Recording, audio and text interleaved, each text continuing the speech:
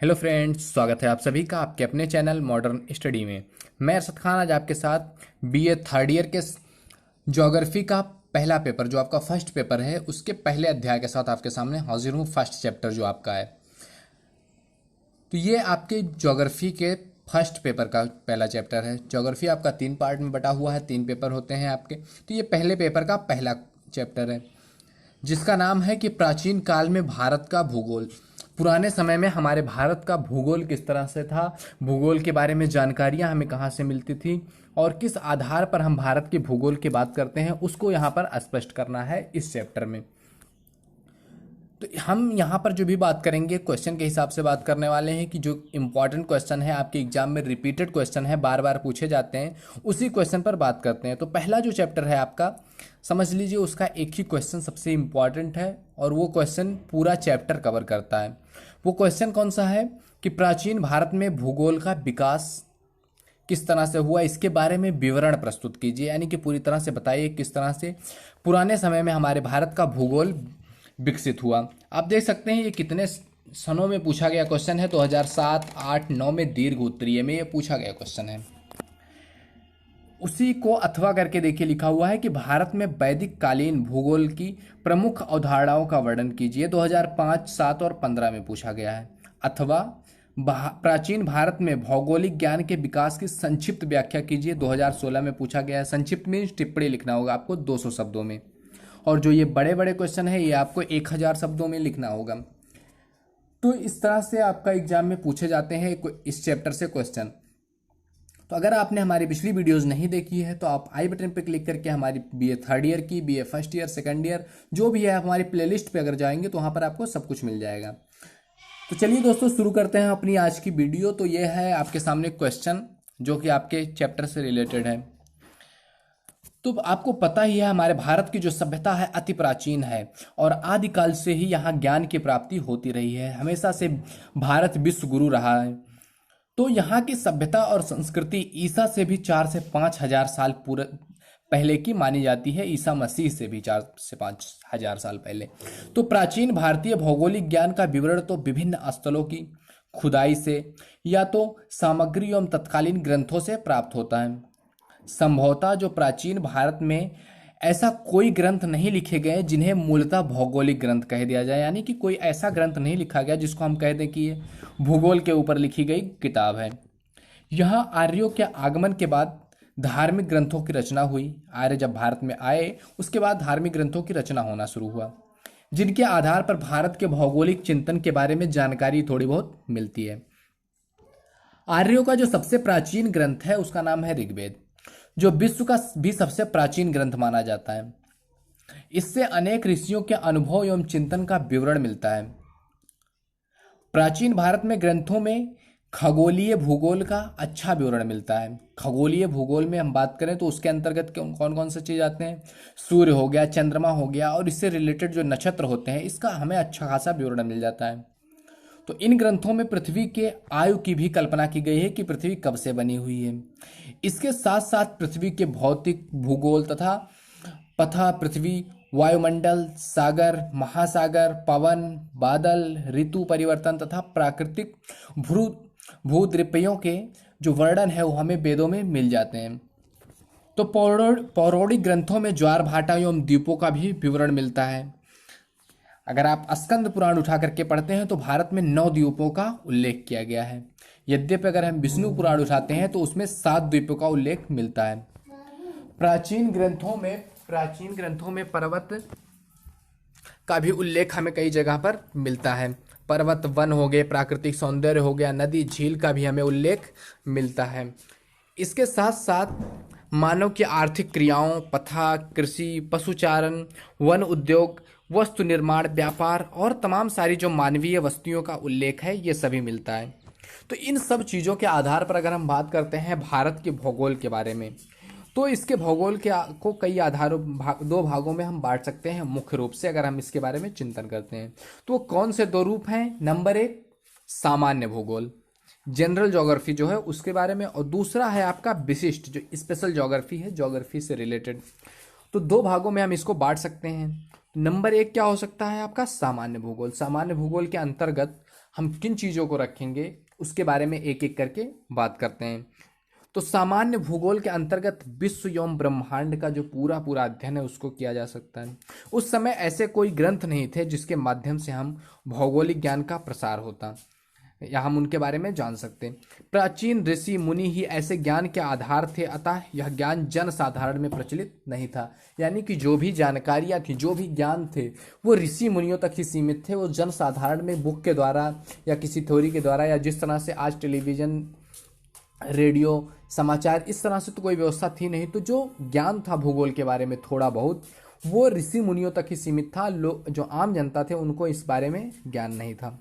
और क्या है इसके स्पेसिफिक पार्ट्स, इसके अलग अलग भाग कौन से हैं उसके बारे में चलिए जानते हैं नेक्स्ट पेज पे। और अगर हम सेकंड पार्ट की बात करते हैं तो वो है आपका विशिष्ट विज्ञान। स्पेशल ज्योग्राफी के अंतर्गत क्या आता है? तो इसके अंतर्गत एक क्षेत्रीय भूगोल आता है, यानी कि एक विशेष क्षेत्र का भूगोल कि उस क्षेत्र की भौगोलिक परिस्थितियाँ किस आधार पर हैं।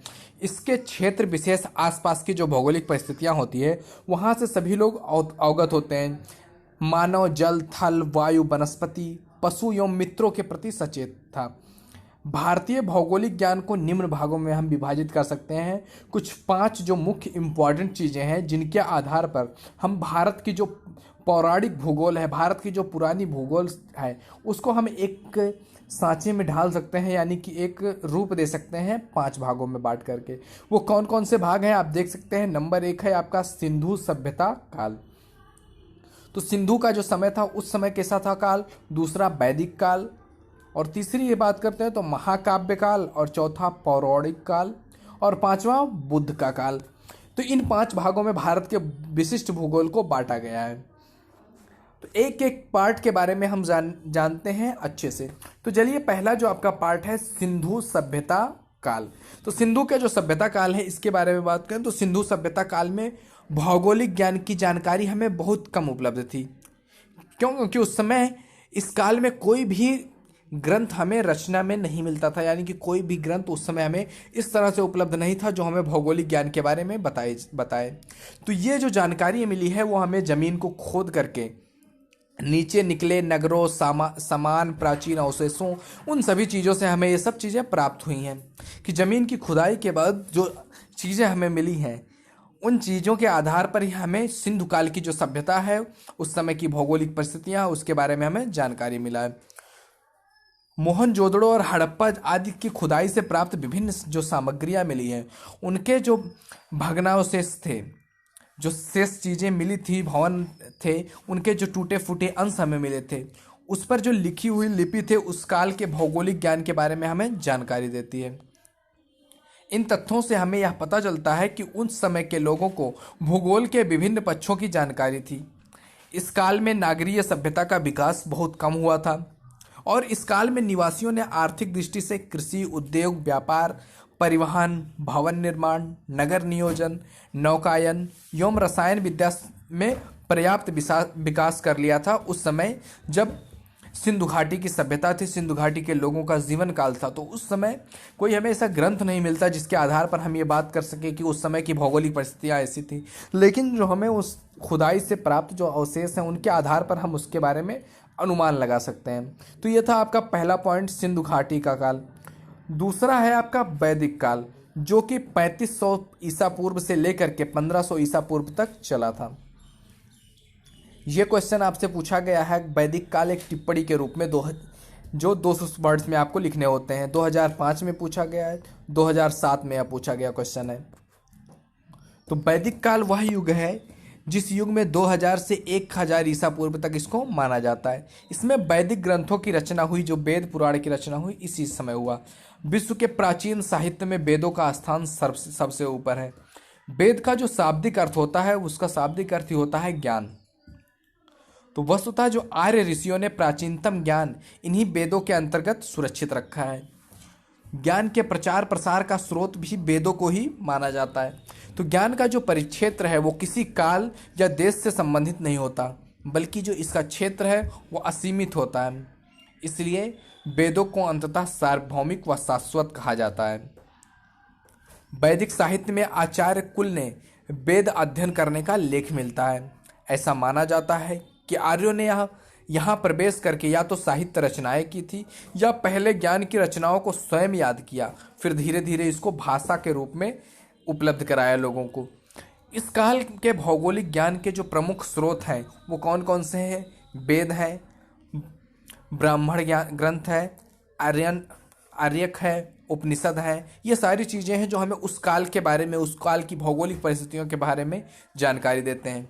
तो वेद जो है वो भारत के प्राचीनतम ग्रंथ माने जाते हैं और ये 4 भागों में बटे हुए हैं, आपको पता ही होगा। ऋग्वेद, यजुर्वेद, सामवेद और अथर्ववेद। इनमें से जो सबसे प्राचीन वेद है वो है ऋग्वेद। इसकी ऋचाओं में पर्वत, नदियों और उस समय के तत्कालीन आदिवासियों का उल्लेख मिलता है, जिसमें हिमावंत एवं मुजावत नाम के 2 पर्वत मिलते हैं। नदियों में हम जब वेदों को देखते हैं तो नदियों में हमें कुछ महत्वपूर्ण नदियां मिलती हैं, जैसे कि सरस्वती, सरयू, सिंधु। इनको बड़ा ही प्रमुख स्थान मिला हुआ था उस समय। इसमें सृष्टि रचना, सूर्य की विशेषताएं, उसका प्रभाव, सौरमंडल एवं जीवों के विकास का उल्लेख मिलता है। जब हम वेदों को पढ़ते हैं तो इसमें जंगली जीवों के विभिन्न वर्गों का भी उल्लेख हमें मिलता है। बादलों की उत्पत्ति कैसे हुई, हवाओं का चलना, वर्षा होना तथा हिमपात आदि, इन सारी चीज़ों का हमें उल्लेख वेदों के अंतर्गत मिलता है। और उस समय के जो ग्रंथ लिखे गए थे उन ग्रंथों में हमें ये चीज़ें मिलती हैं। तो वेद जो वैदिक काल है मेन रूप से ये थोड़ा सा विकसित काल है सिंधु घाटी की अपेक्षा, क्योंकि इस समय रचनाएं होनी शुरू हो गई थी और जो ज्ञान था वो सीमित लोगों से उठ करके आम जो जनता थी उन तक पहुंचा था किताबों के थ्रू। तो इस तरह से ये जो काल रहा ये थोड़ा सा विकसित काल रहा। अब इसके बाद के जो काल है, इसके बाद की जो सभ्यताएं हैं उसके बारे में जानने के लिए चलते हैं नेक्स्ट पेज पे।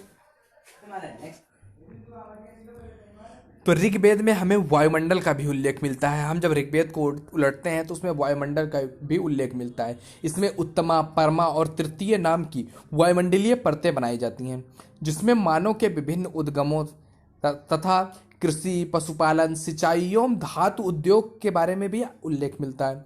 तो ऋग्वेद में ब्रह्मांड विज्ञान की विस्तृत जानकारी हमें मिलती है। ब्रह्मांड का जो विज्ञान है, ब्रह्मांड से रिलेटेड जो भौगोलिक परिस्थितियां हैं उसके बारे में हमें जानकारी मिलती है। अथर्ववेद की बात करें तो इसमें हमें भौगोलिक ज्ञान सर्वाधिक मिलता है अथर्ववेद में। इसमें विश्वोत्पत्ति यानी कि ब्रह्मांड की उत्पत्ति, ब्रह्मांड का विज्ञान, पर्याप्त ज्ञान इसके बारे में हमें मिलता है। इसमें पृथ्वी के जो ग्रहीय संबंध हैं, भू आकृतिकी है, स्थल आकृतिकी है, पर्वत, नदियां, जलवायु एवं ऋतु विज्ञान, वनस्पति वर्ग, जंतु वर्ग, खनिज, पशुपालन, कृषि उत्पाद, व्यवसाय, हिमांत, मुजवंत, परिवहन मार्गों एवं राजनीतिक प्रदेशों का वर्णन मिलता है। इस वेद में हमें 2 मुख्य पर्वतों का नाम सामने आता है, वो कौन से हैं? हिमावंत और मुजवंत। इसके अतिरिक्त अगर हम पर्वत की बात करें तो महामेरु पर्वत का नाम भी उल्लेख में आता है। उस समय के लोगों को पृथ्वी के दैनिक गति की भी जानकारी थी।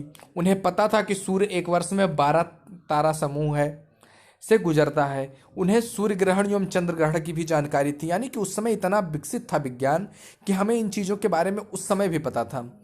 यजुर्वेद में ट्रिका कुंभ पर्वत का भी उल्लेख मिलता है। इनके अतिरिक्त भूकंप, नदियों की बाढ़ें, खाद्य उत्पादन, चावल, गेहूं, गन्ना आदि का भी विशेष उल्लेख मिलता है। ब्रह्मांड ग्रंथ, संहिता तथा उपनिषद जो है उसमें भी भौगोलिक ज्ञान से की हमें प्राप्ति होती है। सतपथ ब्रह्मांड में हिम, जल, प्लाव का वर्णन मिलता है। इसमें पश्चिम से बहने वाली 7 नदियों का वर्णन मिला है। बृहद उपनिषद में पूरब की ओर प्रवाहित होने वाली 7 नदियों का वर्णन है। इनकी प्रमुख नदी को वर्णवती कहा जाता है। तैत्तिरीय अरण्यक में मेनका तथा क्रोच तथा 2 अन्य पर्वतों का भी हमें वर्णन मिलता है, जो संभवतः वर्तमान विंध्याचल तथा सतपुड़ा पर्वत है। जो इस समय हमारा जो विंध्याचल और सतपुड़ा पर्वत है, शायद संभवतः वो वही पर्वत है। इनमें विभिन्न वृक्षों एवं पशुओं का वही हमें वर्णन मिलता है। ब्रह्मांड ग्रंथों में काशी कोशन, विदेह, मगध, पुंडरा, वंगा, मत्स्य, सावान, पुलिंद, विदर्भ और आंध्र राज्यों का भी उल्लेख हमें मिलता है। इसके अतिरिक्त कलिंग, आवृत्ति तथा सौराष्ट्र का भी हमें उल्लेख मिलता है। तो ये रहा बेसिकली आपका वैदिक काल, जिसमें हमें बड़ी जानकारी मिली। वैदिक काल एक क्रांतिकारी काल रहा हमारे समाज के लिए। हमारे जो सभ्यता थी उसमें बड़ा ही विकास आया। क्यों? क्योंकि इस समय पुस्तकों का विकास हो गया था। जो बड़े लोग थे, जो ऋषि मुनि थे, वे अपने विचारों को पुस्तकों के थ्रू लोगों तक पहुंचाना शुरू कर दिए थे। लोगों में इसके प्रति जागरूकता उत्पन्न हो गई थी, अपने ब्रह्मांड के प्रति, अपने समाज के प्रति, अपनी जो भौगोलिक परिस्थितियां हैं, चांद तारे सूरज हैं, इनके बारे में जानकारी मिलना शुरू हो गया था। तो इस लिहाज से, इस तरह से अगर देखा जाए तो ये बड़ा ही क्रांतिकारी पल था। तो अगर हम तीसरी बात करते हैं, तीसरा जो आपका पॉइंट है जिसके आधार पर विशिष्ट जो आपकी ज्योग्राफी है उसको जान सकते हैं, वो है महाकाव्य काल। आपको पता है दुनिया के सबसे बड़े दो महाकाव्य महाभारत और रामायण हैं। ये महाकाव्य काल शुरू होता है 1600 ईसा पूर्व से लेकर के 600 ईसा पूर्व तक ये महाकाव्य काल चलता है। कहाँ से कहाँ तक? याद रखिएगा, 1600 ईसा पूर्व से लेकर के 600 ईसा पूर्व तक महाकाव्य काल चला था। इस काल में प्रमुख ग्रंथ वाल्मीकि का रामायण और महाभारत जो हुआ था वो है। जो रामायण का काल माना जाता है वो 600 बीसी से लेकर के 400 बीसी, यानी कि 600 ईसा पूर्व से लेकर के 400 ईसा पूर्व तक रामायण काल माना जाता है। और महाभारत काल 400 ईसा पूर्व से लेकर के 300 ईसा पूर्व तक माना जाता है। बीसी मीन्स आप जान लीजिए बिफोर क्राइस्ट, मतलब ईसा मसीह से पहले। इसको ईसा पूर्व भी कहा जा सकता है। तो ये दो थे, रामायण का समय काल और महाभारत का समय काल। तो रामायण और महाभारत ग्रंथ भारतीय संस्कृति एवं समाज में आज भी प्राण स्फूर्ति करने वाले ग्रंथ हैं, यानी कि लोगों में, हमारे समाज में प्राण डालने वाले ये दो ग्रंथ बड़े ही महत्वपूर्ण ग्रंथ हैं। यद्यपि वर्तमान में तुलसी कृति रामचरितमानस का विशेष महत्व है, यानी कि तुलसीदास जी ने जो लेटेस्ट में लिखा हुआ है 1500 ईस्वी में रामचरितमानस, उसकी थोड़ी सी वैल्यू बढ़ी है, उसका महत्व बढ़ा है। क्यों? क्योंकि उन्होंने हिंदी में लिखा है और भारत, हिंदुस्तान हिंदू धरती है, हिंदी भाषा जान करने वाली है, इसलिए जो रामचरितमानस तुलसीदास ने लिखा है उसकी थोड़ी सी महत्व बढ़ गया है। उन्होंने ट्रांसलेट किया है, जो वाल्मीकि ने रामायण लिखा था उसको हिंदी भाषा में उन्होंने ट्रांसलेट किया, वो संस्कृत में था, हिंदी में उन्होंने ट्रांसलेट किया, इस कारण से रामचरितमानस का महत्व बढ़ गया है। किंतु जो मूल रामायण वाल्मीकि द्वारा ही रचित है, इसका रचना काल महाभारत से पूर्व का था। यह दोनों ही महान धार्मिक ग्रंथ अधिकांश पुराणों से लिखे गए हैं। तो रामायण की सबसे पहले बात करते हैं, जो कि हुआ था, यह रामायण काल की शुरुआत जो इस समय भौगोलिक ज्ञान थे वो 3000 बीसी से, यानी कि 3000 ईसा पूर्व से लेकर के 2000 ईसा पूर्व तक माना जाता है। ये क्वेश्चन टिप्पणी के रूप में कि रामायण का भौगोलिक काल बताइए, यह आपसे डीडीयू में पूछा गया क्वेश्चन है 2018 में। तो डॉक्टर जयशंकर प्रसाद, जो जयशंकर मिश्र थे, इनके अनुसार 3000 बीसी से लेकर के 2000 बीसी के मध्य रामायण का काल माना जाता है। वाल्मीकि रामायण में महाराज सुग्रीव द्वारा सीता की खोज में भेजे गए खोजी दल से तत्कालीन विश्व का मानचित्र उभर करके सामने आया है। ये दल पश्चिम में रक्त सागर और उत्तर दिशा में जो इन्होंने भेजा था, वो दल जिस रास्ते से गया उस आधार पर अगर हम आज का विश्व का मानचित्र देखते हैं तो हमारे सामने स्पष्ट सब कुछ दिखाई देता है। वो अस्पष्टता क्या है, हम चलते हैं अगले पेज पर, वहां हम देखते हैं किस तरह से स्पष्ट होता है। और उत्तर दिशा में तिब्बत, दक्षिण पूर्व में यवद्वीप यानी कि जुजाव है, सुवर्ण मत्रिका यानी कि सुमात्रा, तथा दक्षिण में सिंघल द्वीप यानी कि श्रीलंका तक इनको भेजा गया था। तो इस आधार पर हमें जो आज का भारत का नक्शा हम देखते हैं तो उस आधार पर हम जान पाते हैं कि किस तरह से भेजे थे इनको। तो रामायण में अनेक पर्वत श्रृंखलाओं, वन क्षेत्रों, नदियों, पठारों, मैदानों तथा प्रदेशों का वर्णन हमें मिलता है जो हम रामायण को खोल करके देखते हैं। इसमें सामाजिक व्यवस्था किस तरह से थी, जाति प्रथा, विभिन्न मानव समुदायों का भी हमें वर्णन मिलता है, जिस आधार पर वहाँ के उस समय की सामाजिक परिस्थितियाँ और भौगोलिक परिस्थितियों के बारे में हम जान सकते हैं। उस समय भारत का अधिकांश क्षेत्र जनसंख्या विहीन थे, यानी कि जनसंख्या उस समय भारत की कम थी, जो जंगलों से ढके थे। इन जंगलों में वर्वर एवं हिंसक जातियां निवास करती थी। रामायण के द्वारा विभिन्न भौगोलिक उपदेशों का ज्ञान होता है, जैसे कि दंडकारण्य, पंचवटी, चित्रकूट, ऋषिमुख पर्वत, कैलाश पर्वत, हिमालय, सिंघल द्वीप, आर्यावर्त आदि क्षेत्र उसमें निहित थे, जो जब राम जी को वनवास भेजा गया था तो उन्होंने जिन जिन जगहों की, जिन जिन स्थानों पर उन्होंने यात्रा किया था उसके बारे में हमें जानकारी मिलती है जो हम रामायण खोल करके देखते हैं। तत्कालीन नदियों में गंगा, यमुना, तमसा, मंदाकिनी, गोदावरी आदि का ज्ञान होता है। तो रामायण के अध्ययन से अनेक प्राकृतिक तत्वों तथा जलवायु का और उस समय की ऋतुएं, वनस्पति और उसके गुणों के बारे में हमें ज्ञान होता है। तो इस आधार पर रामायण काल बड़ा ही महत्वपूर्ण रहा, जिसके आधार पर उस समय जब 3000 से 2000 बीसी के बीच की किस तरह से जलवायु, किस तरह से वहाँ की भौगोलिक परिस्थितियाँ, सामाजिक परिस्थितियाँ किस तरह रही, वो हमें रामायण काल से ज्ञात होता है। इसके बाद जो आपका महाभारत काल है, तो महाभारत में जो भौगोलिक का ज्ञान हुआ वो 4000 बीसी से लेकर के 300 एडी तक, यानी कि 400 ईसा पूर्व से लेकर के 300 ईसा पूर्व तक के बारे में उसमें महाभारत काल का उल्लेख आता है। तो महाभारत नामक जो महाकाव्य है वो श्री कृष्ण और अर्जुन के समय के में रचा गया था। इसमें वर्णित जो भौगोलिक ज्ञान है वो अपूर्व है, उसके तरह से कोई ज्ञान नहीं है। इसमें वर्णित भौगोलिक ज्ञान वेदों से मेल खाता है। इसमें जो विभिन्न राज्यों, स्थानों, नदियों, पर्वतों तथा वनों का विस्तृत विवरण मिलता है वो महाभारत में मेरु पर्वत को विश्व का केंद्र बताया गया। इसके उत्तर पूर्व में कुरु प्रदेश, उत्तर पश्चिम में भद्वा वर्ष तथा दक्षिण पश्चिम में कोतुमाला प्रदेश स्थित बताए गए। इसके उत्तर और दक्षिण में 3 पर्वत मालाएं बताई गई। उत्तर में नील पर्वत, श्वेत एवं श्रृंगावन तथा दक्षिण में निषाद, कैलाश तथा हिमालय पर्वतों को बताया गया। तो महाभारत काल में पृथ्वी को गोलाकार तस्करी की भांति बताया गया, यानी कि जब हमें वैज्ञानिकों के द्वारा भी बताया नहीं गया था कि पृथ्वी हमारी गोल है, वृत्ताकार है, तो उस समय महाभारत काल में इसको एक तस्करी की तरह से गोलाकार माना जा रहा था। तो जम्बू द्वीप को पृथ्वी की मध्य के में बताया गया। इसके मध्य में मेरु पर्वत बताया गया। पृथ्वी के उत्तरी सिरे पर दुग्ध सागर तथा दक्षिणी सिरे पर खारा सागर बताया गया, यानी कि जो पृथ्वी का हमारा उत्तरी सिरा है वहाँ का जो सागर का पानी है वो मीठा है, और जो दक्षिणी सिरा है उस सागर का पानी हमें खारा बताया गया, जो कि इस समय की परिस्थितियों से मेल खाता है, जिस आधार पर हमें इसको सत्य मानना पड़ता है।